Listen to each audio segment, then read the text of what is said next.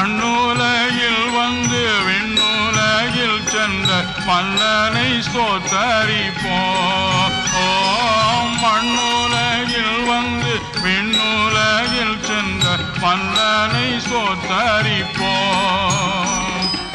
என்ன ஆனந்தம், என்ன